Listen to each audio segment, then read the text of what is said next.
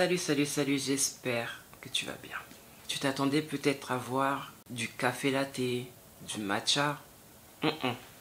Tu vois des céréales trésors. Tu t'attendais peut-être à ce que je sois apprêté, cheveux tirés, cheveux appliqués.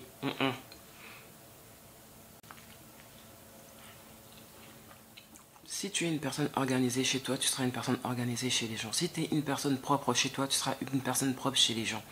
Si tu sais te tenir chez toi, tu sauras te tenir chez les gens. Si tu sais être une personne serviable chez toi, tu seras une personne serviable chez les gens. En fait, qui tu es doit te suivre. Mais ce qui pose un problème, c'est que lorsque tu es une personne indisciplinée, une personne qui n'est pas propre, une personne qui n'est pas intègre, quand tu te déplaces avec tout ça, avec toi. Si tu ne sais pas vivre avec les gens de chez toi, tu ne sauras pas vivre avec les gens qui seront à l'extérieur. Si tu n'as pas de savoir-vivre chez toi, tu n'auras pas de savoir-vivre où que tu ailles. Si tu n'as pas de savoir-être chez toi, tu n'auras pas de savoir-être où que tu ailles. Tu sais, je vais te dire une chose. Là où je veux en venir, c'est qu'il faut savoir vivre avec les gens. Où que tu ailles, il faut savoir vivre avec les gens. Que tu sois dans la maison de tes parents, il faut savoir vivre avec les gens. Que tu sois hébergé chez les gens, il faut savoir vivre avec ces gens-là. Il y a trop de conflits qui naissent parce que les gens se disent tout permis, tout leur est dû. Ils ne doivent pas faire les choses comme tout le monde parce que selon eux, ils sont exceptionnels. Mais quand tu habites avec les gens, il faut savoir vivre avec les gens. Que ce soit ton jour ou pas, il faut que tu fasses le ménage. Il faut que tu laisses des espaces propres. Il faut que toi-même tu puisses évoluer dans un espace propre. Par exemple, mettons le cas d'une personne qui est hébergée. Tu ne peux pas être chez les gens, dormir jusqu'à pas d'heure et ne pas participer aux tâches ménagères, ne pas te rendre serviable. Surtout si ces personnes t'hébergent à titre gratuit. J'ai dû reprendre la vidéo parce qu'il y a des ouvriers qui sont en train de travailler à l'extérieur. Ceux qui soufflent les feuilles là. J'ai attendu qu'ils terminent, mais apparemment ils n'ont pas terminé. Même là, à un moment, on les entend encore. Bref, il y a 3-4 ans, je vous ai fait une vidéo dans laquelle je vous disais qu'il fallait savoir vivre avec les gens. Si je me rappelle bien de la vidéo, mon point de vue partait de l'hébergeant. Aujourd'hui, je vais refaire cette vidéo, mais pour parler de la personne qui est hébergée. Il faut savoir vivre avec les gens. Il faut savoir vivre avec les gens.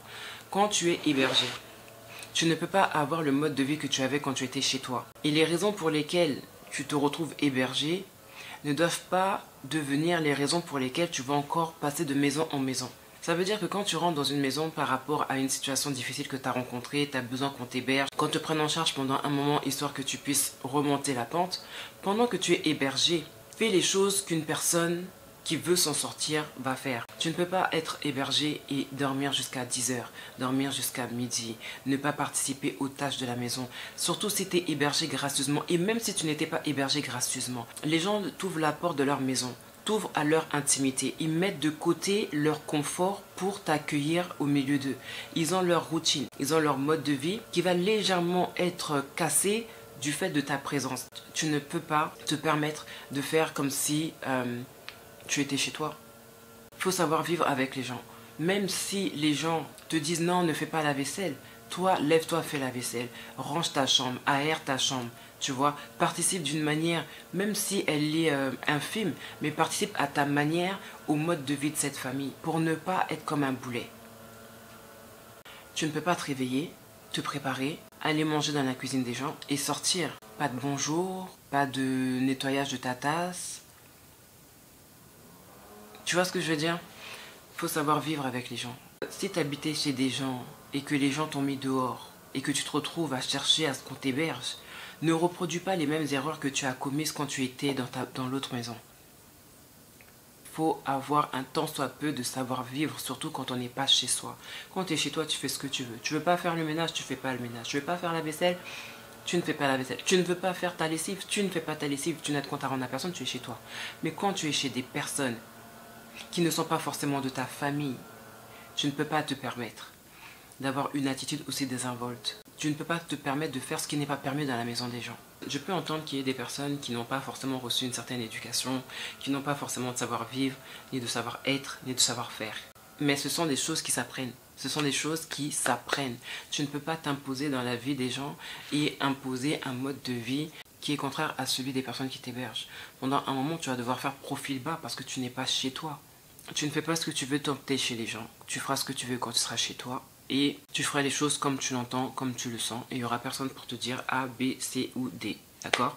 Mais quand tu es chez les gens, rappelle-toi une chose, c'est que tu ne peux pas faire comme si tu étais chez toi. Les gens vont te dire fais comme chez toi, mais n'oublie pas que tu es chez moi. Et même pour les personnes qui sont encore chez leurs parents, parce que peut-être que les personnes qui me suivent sont encore chez leurs parents, tu ne peux pas être chez tes parents et éviter tes responsabilités. Si c'est ton jour de vaisselle, si c'est ton jour de nettoyer la salle de bain ou nettoyer les toilettes, tu ne peux pas te cacher derrière ton téléphone pour ne pas faire les tâches de ménage qui te reviennent, qui t'incombent. Comme je le dis souvent, la maison des parents, c'est la maison dans laquelle on se prépare pour notre vie future. Donc si dans la maison de tes parents, tu te laisses vivre, dans le sens où tu te dis, même si je ne fais pas les choses, ma mère va faire, ma soeur va faire, mon frère va faire, tu n'es pas en train de t'habituer à ce qui t'attend lorsque tu auras toi-même ton appartement. Il faut que tu participes aux tâches ménagères sans qu'on ait à te le dire, sans que ta mère elle ait à t'appeler 4 fois pour faire la vaisselle, pour ranger ta chambre, pour ranger ton linge, pour remettre ton linge à laver, etc. Il faut vraiment savoir vivre. Où que tu sois chez tes parents ou hébergé chez des tierces, il faut que tu saches vivre. Il faut aussi que tu soulages, entre guillemets, que tu soulages la personne avec laquelle tu vis. Il ne faut pas que tu te retrouves à être un boulet. Une personne qui, quand elle rentre dans la pièce, en soupire. Une personne qu'on vise par des pics pour faire comprendre quand est-ce que tu t'en vas ou tu ne fais pas ce qu'il y a à faire dans la maison. Pour éviter aussi d'avoir des problèmes avec les gens, il faut savoir se comporter, il faut savoir vivre, il faut savoir se tenir.